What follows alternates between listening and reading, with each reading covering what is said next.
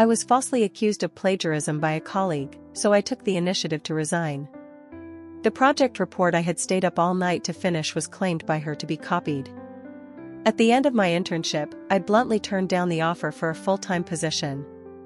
Ironically, the very colleague who framed me for plagiarism was even more eager than I was to keep me around. "A little conflict between colleagues is normal," she said.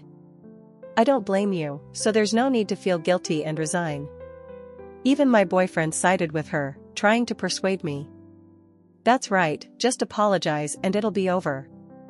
If you really quit, do you think it'll be easy to find such a good job again?" They gave me a way to back down gracefully, but I would rather stand tall than step down. Because I was someone who had lived through this once before, I knew all too well that today's humiliation was nothing but a trap set by those two. That's why this time, I chose to leave on my own terms. After all, I had already altered the core data in the project report. Her ending would be far worse than simply being fired. As for me, my parents were still waiting for me to return and take over the family business. Don't blame me, Linda, people are selfish by nature. When a better option appears, why wouldn't they choose it? Right in front of me, John Thomas wrapped his arm around Emily Harris, his demeanor calm while his words were utterly nauseating. "If you think she's so much better, then why did you steal my report?" I asked. John smirked, tightening his hold on the woman in his arms. "Everyone has weaknesses. Emily comes from a wealthy family, she's beautiful, and though her ability may not match yours, so what?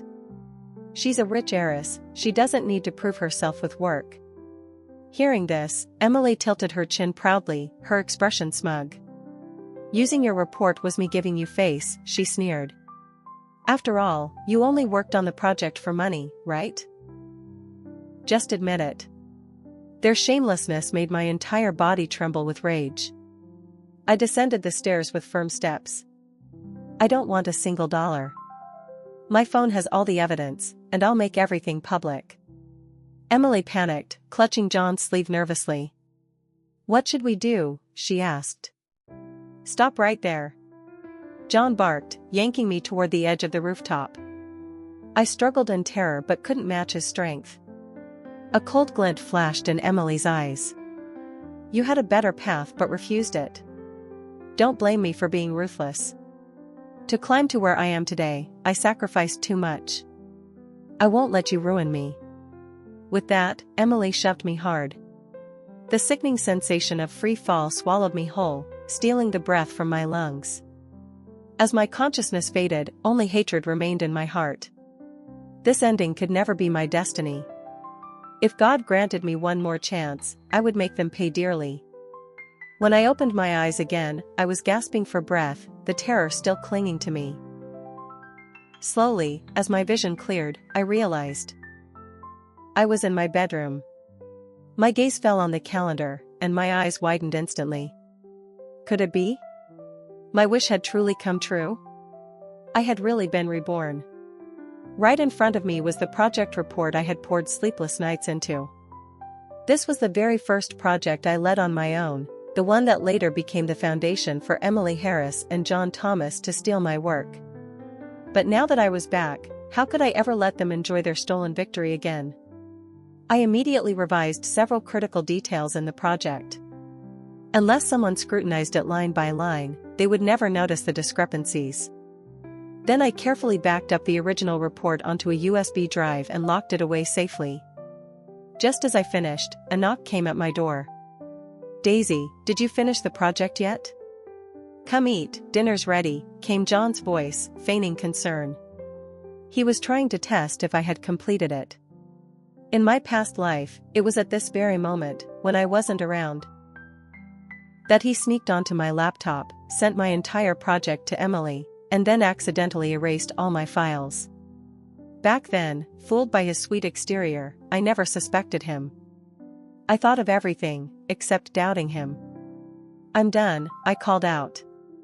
"I'll wash my face first. Can you bring the laptop to the table?" "I'll be right out." I opened the door, handing the laptop to him willingly before turning toward the bathroom. "Sure," he replied warmly. "I even squeezed out your toothpaste already." You worked hard last night, don't rush, we've got plenty of time. John had always played his role perfectly. Ever since we started dating and moved in together, he took care of everything at home, from cooking to cleaning. I never had to lift a finger. I had once foolishly believed I had found true love. I even dreamed that after the internship, I would take him to meet my mother and reveal that I was actually the heiress of a wealthy family. But sadly, he refused to keep up the act. His true nature showed long before then. After freshening up, I calmly sat down for breakfast. No sense wasting good food. The laptop was already placed neatly on the table. I didn't miss the fleeting glimmer of satisfaction in his eyes. Clearly, he had already sent the files to Emily. Fine. Smile, laugh while you can, because your days of triumph are numbered. When we arrived near the company, we parted ways as usual. He leaned close and whispered, "Sorry, Daisy, just give me a little more time. Once I get promoted, I'll make our relationship public." I simply smiled, shook my head as if I understood, and walked away alone toward the office. Our company never banned office romances, but John Thomas once told me this was the stage of his life where he had to focus on his career. He wanted to keep our relationship private for the time being.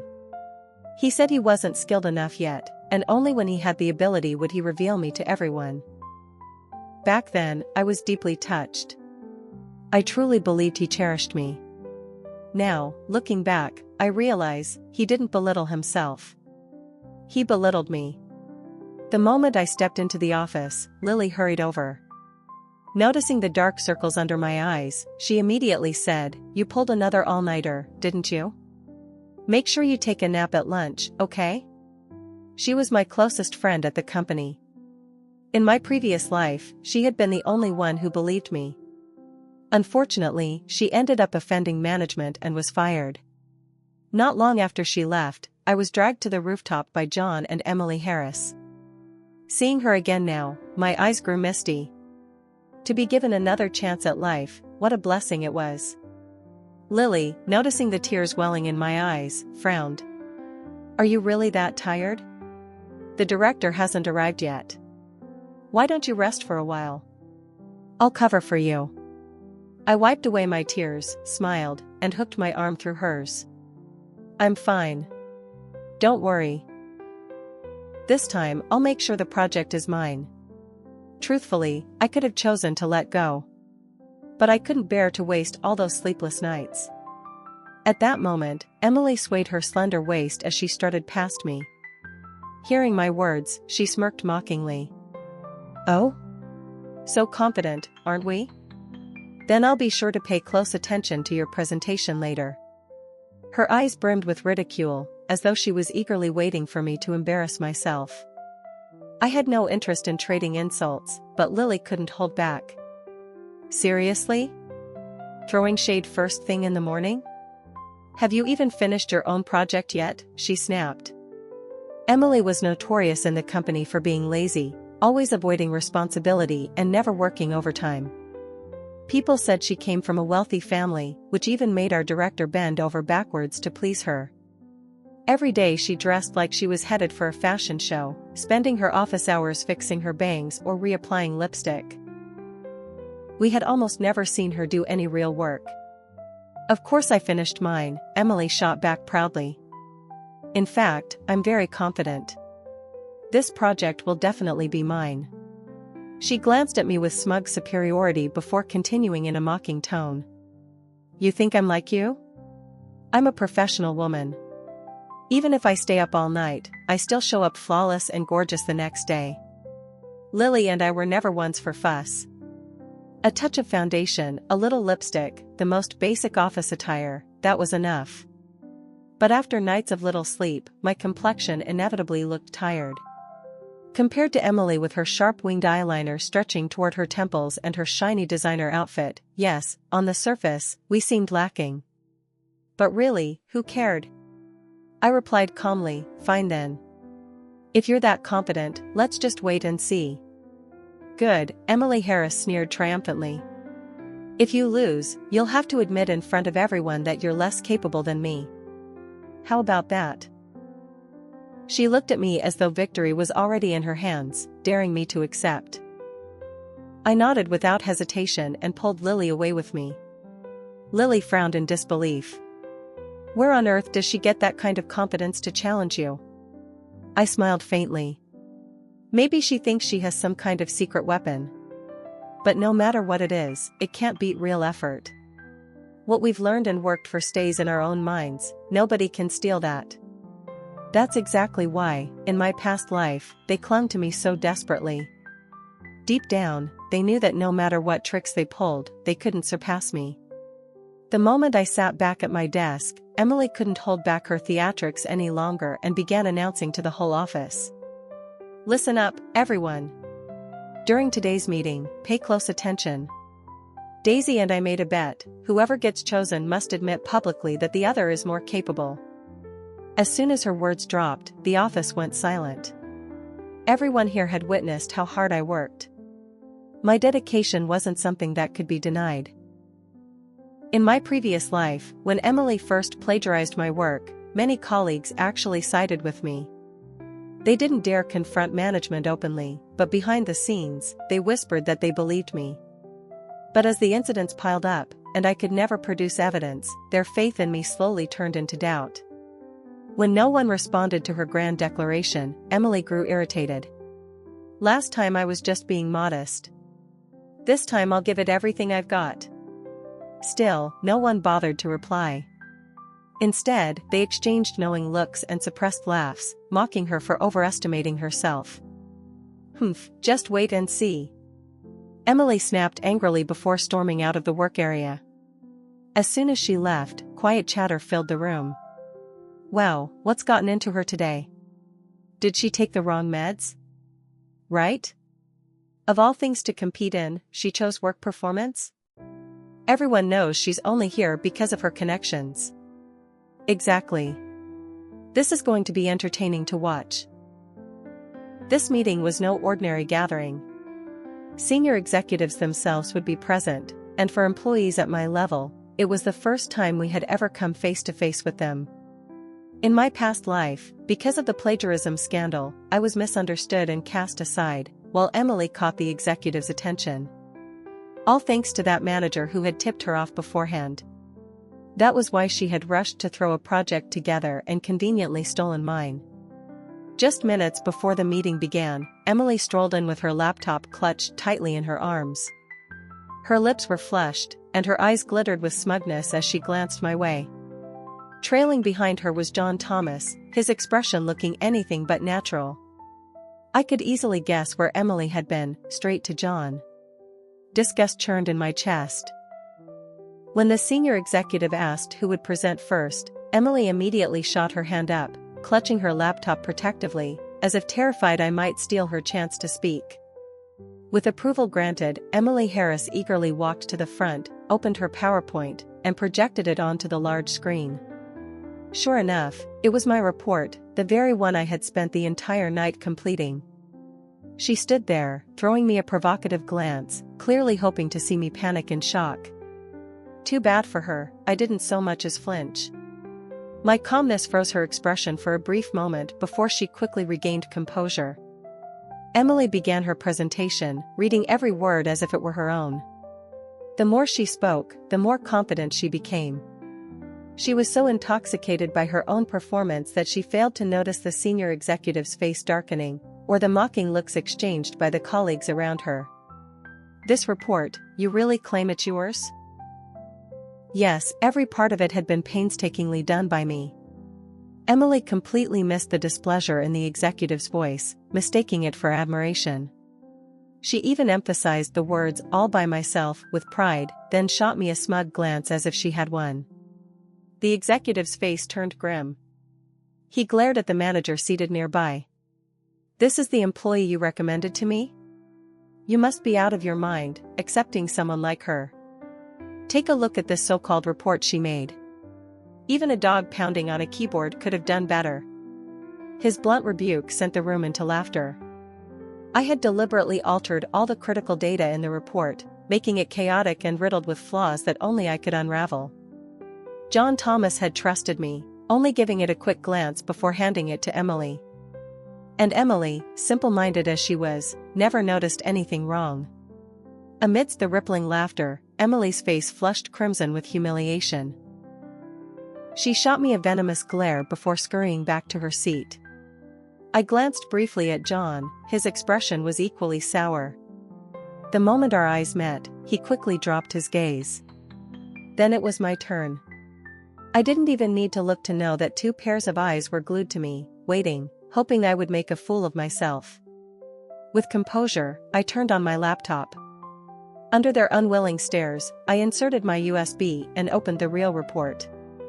Having lived through 2 lifetimes, I had every detail etched deeply into my memory. By the time I finished my presentation, the senior executive was the first to applaud. "Excellent. This project will be entrusted to you." Smiles and congratulations spread from my colleagues around the table. "No. Impossible." Emily shot up from her chair, shouting hysterically. "That's clearly my report." The room fell silent. Everyone turned to look at her with suspicion. Daisy stole my report. She had nothing of her own, what she presented was mine. Emily's voice cracked with fury, her trembling finger pointed straight at me, her eyes filled with venomous hate. I didn't rush to defend myself. I simply looked at her calmly as she unraveled before everyone. The executive frowned, now turning his gaze to compare the 2 reports. It was true that there were similarities, but my version was clearly more detailed and far more polished. "That more complete report is mine," Emily Harris snapped. Daisy must have switched the 2 reports when I wasn't paying attention. The senior executive's voice cut sharp through the tension. "Daisy, do you have anything to say for yourself?" I replied calmly, "The one who makes the accusation bears the burden of proof." "Emily, you claim I plagiarized you, where's your evidence?" Emily's eyes blazed with fury, but she had nothing. Not a shred of proof. A moment ago, her anger had clouded her judgment. Now everything had spun beyond her control. The executive's patience wore thin. "So, you have absolutely no evidence? You're wasting my time?" Emily lowered her head in bitter defeat. "Pathetic," the executive muttered, then turned his glare to the manager. "This is the kind of employee you hired? You really have no sense. Take a look at the mess she just made, what a disgrace." The manager's face went pale. He stammered apologies, practically groveling as he escorted the executive out of the room. Emily's face burned purple with rage before she bolted from the conference room. Across the table, I caught John Thomas's anxious glance. He was quietly slipping through the crowd to chase after her. I followed them at a distance and found them arguing in the stairwell. "What the hell was that?" Emily hissed. "Why didn't you double-check the report before handing it to me? And how did Daisy still have a copy? Didn't you delete everything?" John looked flustered. "I did delete it from her laptop. I didn't expect she'd back it up on a USB. I've never seen her use one before." "You've embarrassed me completely," Emily spat. "How am I supposed to face everyone now? I even have to stand there and admit she's better than me." John quickly pulled her into his arms, soothing her. "Don't worry. We'll have plenty of chances in the future. Next time, I'll make sure to wipe out everything, even her USB files. Her family isn't wealthy, her father's still in the hospital. She needs money more than anything. Worst case scenario, we just buy her project off her." He stroked her hair, lowering his voice. "You're beautiful, Emily. With your looks and charm, getting rid of her will be as easy as flipping a hand." Emily, mollified by his coaxing, pouted and demanded a kiss. Disgusted, I turned away and walked back to my desk. In that moment, I felt even more relieved that I had kept my true identity hidden from John. 10 minutes later, Emily returned to the office. Her complexion was rosy, a complete contrast to the fury she had left with. Lily shot her a sharp look. "What, you came back? I thought you were running off instead of honoring your bet." Whispers rippled through the office. Didn't she just scream in the meeting, accusing Daisy of stealing her report? And then couldn't prove a thing? What a joke. That's right, someone in the office chimed in. Daisy works overtime every single day, everyone knows how capable she is. And Emily Harris dares to say she stole a report? More likely Emily copied Daisy's work but couldn't even finish it properly. Hearing this, Emily's face turned ashen, but she couldn't utter a word in rebuttal. This time, fine, I'll admit I lost, she muttered, but next time it won't be so easy. Enough talk, time to honor the bet, another colleague urged. We're all waiting. Emily hesitated for a long moment before reluctantly mumbling, I admit Daisy is better than me in every aspect. I understand. I smiled, watching her face drain of color as she let out a furious snort and stormed off. Shortly after, the manager called Emily into his office. That day, the senior executive had been furious and firmly demanded her dismissal. The manager, caught between obeying his boss and being wary of Emily's influential family background, was conflicted. Inside the office, Emily hurriedly promised that next time she would prove her worth. The manager, worried about crossing her family, chose to downplay the matter in front of the executive and let her stay, for now. Even so, Emily was visibly shaken. The thought of being fired terrified her. Later, I saw her making a phone call before rushing toward the stairwell. I had long suspected something. If Emily really had the glamorous life people claimed, why would she cling so desperately to this job? The company's salary and benefits were good, but nothing compared to living leisurely off her family's wealth. Just like me, I was only here because my parents insisted I complete this internship. Otherwise, I would have left long ago. Could it be the same for her? That evening, John Thomas was acting strangely when we got home, though I pretended not to notice. You did really well with the project today, he said, masking the insincerity in his tone. I'm truly happy for you. Hard work always pays off. That's right, you need to keep pushing harder. Once you're promoted to team leader, let's get married. He gently took my hand, his eyes filled with feigned tenderness. I countered, why wait until I'm a team leader? Why not now? He paused for a few seconds before replying, because if we work hard together, our future will be better. So that was it, he wanted me to keep producing projects so he could hand them off to Emily. Clearly, Emily had pressured him. The two of them were depending on my work to hold their place in the company. I didn't answer, only asked softly, what do you think of Emily? You saw today's meeting, her report was almost identical to mine. John immediately released my hand, a flicker of guilt flashing across his eyes. Well, she still lost to you, didn't she? Don't take it to heart. Maybe she's just jealous of your ability. Classic John, always trying to suit both sides, keeping Emily and me under his control. I nodded without saying another word, using the excuse of returning to my room. I didn't want to share the same space with John Thomas for even a minute longer. Thankfully, my internship only had 2 weeks left. I just needed to endure a little longer before I could finally leave. In the days that followed, I paid no attention to them, pouring all of my focus into the project. My efforts paid off, the project was a complete success, and the executives rewarded me with a generous bonus. That day, Emily Harris clenched her teeth so hard I thought she might break them. Not long after, the company launched another new project. John's attitude toward me suddenly became unusually attentive. He kept probing, trying to figure out whether I had started preparing the report for the new project. Of course, I knew exactly what he was plotting, but I didn't reveal a single word. I had no intention of working on this report. My internship was almost over, why should I exhaust myself again? This time, I let myself relax, spending my days watching movies and playing games. John grew increasingly restless, nearly frantic, but he didn't dare confront me directly. Instead, he kept bringing up marriage, assuming that would motivate me. As the deadline approached, John finally lost his patience. He secretly checked my laptop, only to find the project file completely blank. Panicked, he rushed to me. Why haven't you started the report? The deadline's in 2 days. Did you forget? I'm not doing this project, I replied calmly. What? His eyes widened in disbelief. Why not?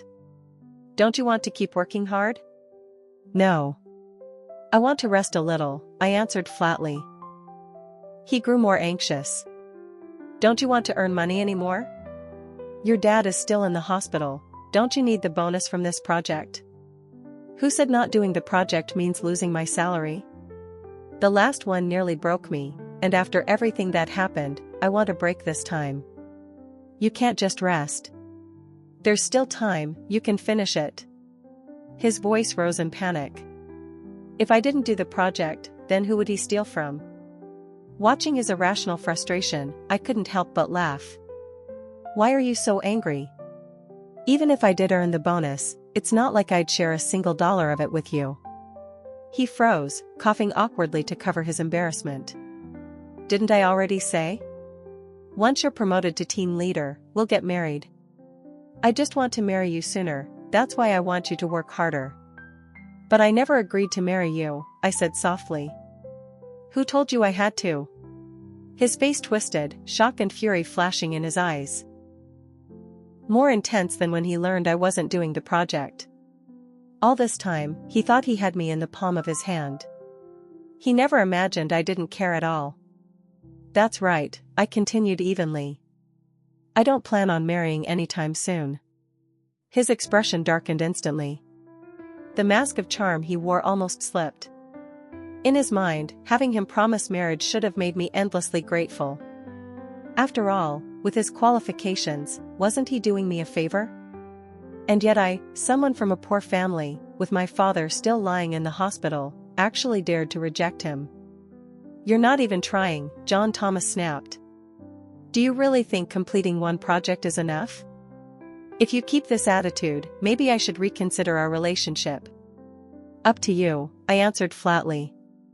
Breaking up is fine. He couldn't believe his ears.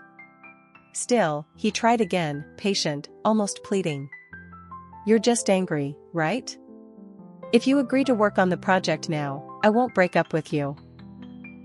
The woman I need is someone who keeps striving. You're overthinking it, I said with a cold laugh. I work hard for myself, not for you. If you want to break up, then do it. Oh, and one more thing, pack your things. This apartment is in my name. I rented it. His eyes widened. You really want to end it? Truth be told, John wasn't bad looking, his conditions were decent, and he knew how to coax women. He could easily pass for an ideal boyfriend. Which is exactly why he couldn't believe that someone like me would dare to dump him. Yes. Get out, I said impatiently, waving him off. Just the sight of him irritated me now. If he was the one to walk away, all the better. Fine. Don't come crawling back in regret. If it weren't for your usefulness, I'd never bother staying with you. There are plenty of women out there who want me. He stormed off, slamming my door before rushing into his own room to pack. Less than 10 minutes later, he was gone. Well, I thought, at least he had enough spine to leave quickly. But curiosity flickered in me. How exactly was he planning to help Emily Harris steal projects now? His own skills were average at best. If not, he wouldn't have needed to keep leeching off my work. The next morning at the company, Lily tugged me aside, her expression conspiratorial, like she was about to drop a bombshell. Emily and John are officially together now, she whispered. I just saw them getting out of the same car. My brows furrowed. So, they had probably been tangled up for a while already.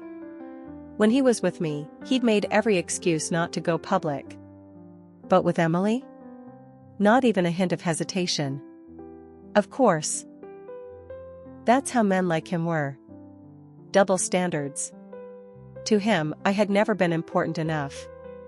As soon as I entered the office, I saw Emily surrounded by a crowd, beaming as she handed out coffee. John stood at her side, looking sharp, all smiles as he thanked colleagues for taking care of my Emily. Emily's grin stretched wide with pride, clearly reveling in her newfound status. When her eyes landed on me, her smugness only deepened. She placed a cup of coffee on my desk with exaggerated sweetness. My boyfriend brought coffee for everyone today. You should have a cup too. John dropped his gaze, avoiding mine, guilty and unable to meet my eyes. You two have gotten close fast, I said evenly. Must have been spending a lot of time together behind the scenes. At my words, both their faces stiffened, though the others around us simply thought I was surprised. You have no idea, a colleague laughed. John brought Emily breakfast every single day for a month straight before she finally agreed to date him. I smiled. Is that so? Quite persistent. If you put that kind of persistence into work, you'd succeed at anything. Emily Harris's expression immediately darkened. She knew I was mocking both her and John Thomas for being useless. You're jealous of me, aren't you? Emily shot back. Lily sneered. Jealous? Of you? Please. Focus on your work. Didn't you brag just the other day about making the best project? The deadline's tomorrow. We're all waiting to see your masterpiece. As soon as Lily finished, everyone scattered back to their desks, leaving Emily standing there, still holding cups of coffee she hadn't finished passing out. Both she and John stood frozen, frustration and anger flashing in their eyes as they glared at Lily. Watching them, I felt certain they were scheming something. On the day of submission, everyone arrived in the meeting room on time. This time, no senior executives, only the department manager presided. What surprised me was that Emily didn't rush to present first as usual. Instead, she leaned casually in her chair, letting others go ahead. When Lily's turn came, I noticed a strange flicker of anticipation in Emily's eyes. Lily projected her report onto the big screen. The entire room went silent in shock. The report was awful. It didn't even meet basic requirements, so sloppy it was beyond repair. How could this be? This isn't my report. Lily gasped, frantically checking her laptop. But the only file left was the disastrous version now on screen. The manager scowled. You're wasting everyone's time. Get down. With performance like this, you won't see a single dollar of your bonus. Lily nearly broke into tears as she bit her lip and stepped down. My eyes immediately found Emily. Sure enough, I caught the glint of triumph in hers. Since they couldn't steal my report, they had targeted Lily instead. Anger surged through me as I watched Lily wiping away tears at my side. I was certain, because she had defended me before, Emily and John had chosen to punish her. When Emily's turn came, she confidently carried her laptop to the front. With practiced ease, she projected her report and began her presentation. Her delivery was smooth, polished, clearly John had coached her in advance. By the end, everyone looked astonished. No one had expected Emily to produce such a flawless report. The manager clapped first, smiling. This project will go to Emily. She plagiarized. Lily suddenly cried, standing up so quickly her whole body trembled. That's my report. The manager's face hardened. Ridiculous. You couldn't even get your own report right, and now you want to steal credit? Explain to me, how is it that Emily's laptop had the complete version while yours didn't? It must have been switched. Lily's voice shook. Think about it, when has Emily ever done her own work? And suddenly she shows up with a perfect report. That's my work. I spent nights on it, and now my effort has been stolen outright. Emily's expression twisted with fake indignation. Lily, I know you don't like me, but accusing me out of spite? That's too far. I was exhausted from working on that report, sleepless for nights just to finish it. Emily Harris played the role of the fragile, pitiful victim so perfectly that it nearly stirred sympathy from some. Watching her act, I only felt cold inside. Clearly, John Thomas had coached her well in such tricks. Her words swayed the colleagues in the room, many of whom were already biased toward her. The manager, who had always favored her, now trusted her even more. There are people who pretend to be hardworking, but when it matters, they fall apart, he said. And then there are those who don't seem impressive day to day, but in the critical moment, they shine. Lily, if you don't have the ability, don't try to drag others down. No. Lily cried, trembling. That report was mine. I recognize every single word. I demand you check the surveillance cameras. She must have gone into my files and stolen it. Flustered, Lily begged for the cameras to be reviewed. The manager's face darkened. You know very well the cameras have been broken for days, yet you still insist on this nonsense? I was going to give you another chance, but now you deliberately slander your colleague? The company has no need for people like you. This isn't fair. That's my report. Manager, are you really protecting them? Just because Emily comes from money, she can openly steal my work? Enough, the manager roared. Stop talking nonsense. Do you have evidence? No? Then get out. The moment his words fell, the conference room door burst open. A group of rough-looking men stormed in, their leader glaring directly at Emily Harris. So this is where you've been hiding? No wonder you haven't answered our calls. You're living the good life here, working in a place like this, and you still haven't paid your debts? They were debt collectors. Emily's face turned pale as she clung desperately to John's arm. John furrowed his brows and stepped in front of her. You've got the wrong person. Emily comes from a wealthy family, how could she owe you anything? Maybe you're looking for Daisy. Her family is poor, her father's still in the hospital. She's the one who must owe you money. Even in this moment, he tried to drag me down with him. Wrong, the man sneered. We don't make mistakes. We've got her picture right here. He pulled out a photo, Emily's face unmistakable. Pay up, or don't blame us for what happens. John froze, stunned. He spun toward Emily, his voice trembling. What is this? Emily, did you lie to me? Emily shook her head furiously, but the panic and guilt written across her face told the truth. John had never imagined he had chosen the wrong person all along. I tugged Lily out of the conference room while the other employees scattered in fear, desperate not to get dragged into the mess. Just as we reached the company's entrance, John stumbled after us, his face covered in blood, clearly beaten in the scuffle. When John Thomas saw the luxury car parked in front of me, his eyes widened in shock. He froze. This is your car? I didn't bother answering. I simply guided Lily into the car. Yet John still rushed to block the door.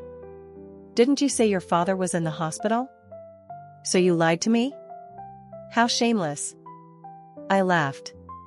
Every choice you made was your own. What good is regret now? He stammered, so you've gone back, haven't you? Things weren't supposed to end like this. The one sitting in a luxury car should have been me. At that moment, realization struck me. The John Thomas standing before me now, he was the John from my previous life. He, too, had been reborn. Perfect. Now my revenge could be truly complete. Daisy, please forgive me, he pleaded. It was my fault before, I shouldn't have stolen your report and given it to Emily Harris. She forced me into it. You have to understand me. Who can resist the temptation of money?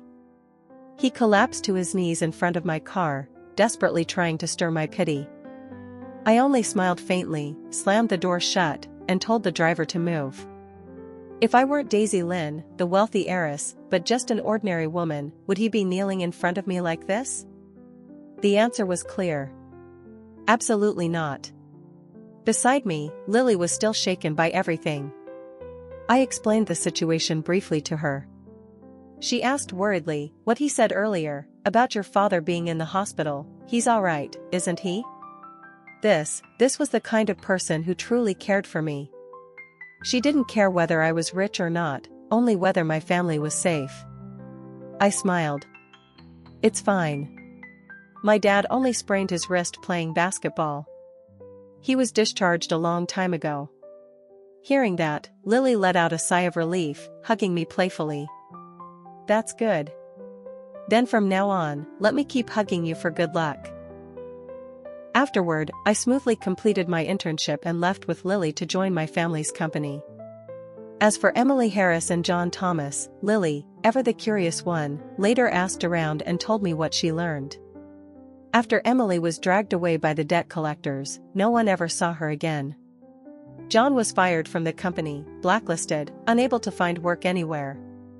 Day by day, he grew unstable, wandering the streets calling himself a millionaire, until finally his family had no choice but to send him to a psychiatric hospital. Lily called it karma. I only smiled faintly and said nothing. I never told her that it was I who revealed Emily's location to the debt collectors. And it was I who orchestrated John's fate, ensuring he ended up in the asylum. Because that was the ending they both truly deserved. Subscribe to the channel for more stories like this.